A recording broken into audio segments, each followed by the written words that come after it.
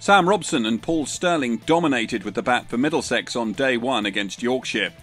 6th place Middlesex hosted 2nd place Yorkshire at Lord's, with the London side still searching for their first win of the season.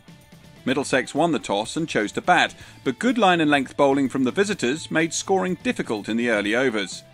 Robson broke the shackles with a boundary in the 8th over of the day, and with opening partner Compton also starting to find the middle of the bat, the opening partnership began to build.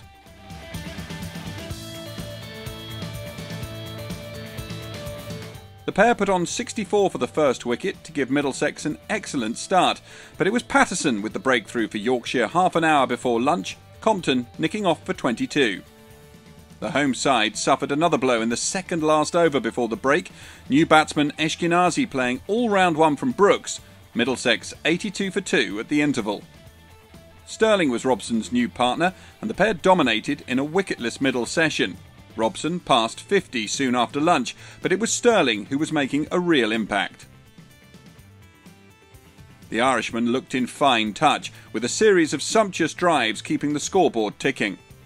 He brought up his 50 at just under a run a ball, his partnership with Robson approaching 100. The pair continued to dish out the punishment as the afternoon progressed, with Middlesex passing 200 still for the loss of just 2 wickets.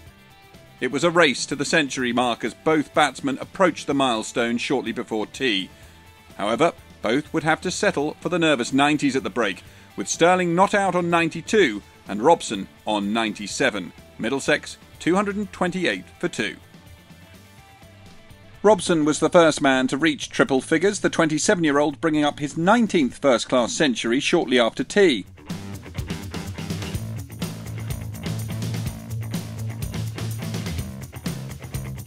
Stirling followed suit 2 overs later, bringing up his maiden county championship 100.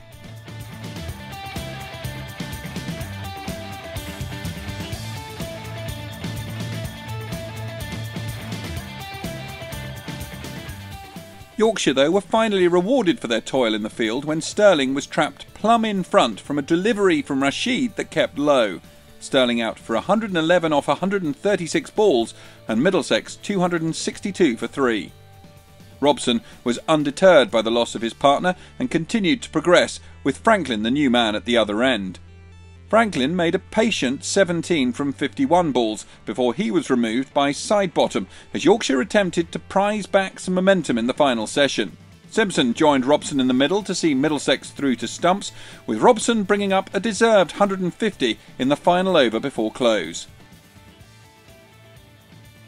Honours then to the home side on day one at Lord's, with twin hundreds from Robson and Stirling providing the platform. Robson will resume on 152 not out, with Middlesex well placed on 337 for 4 going into day 2.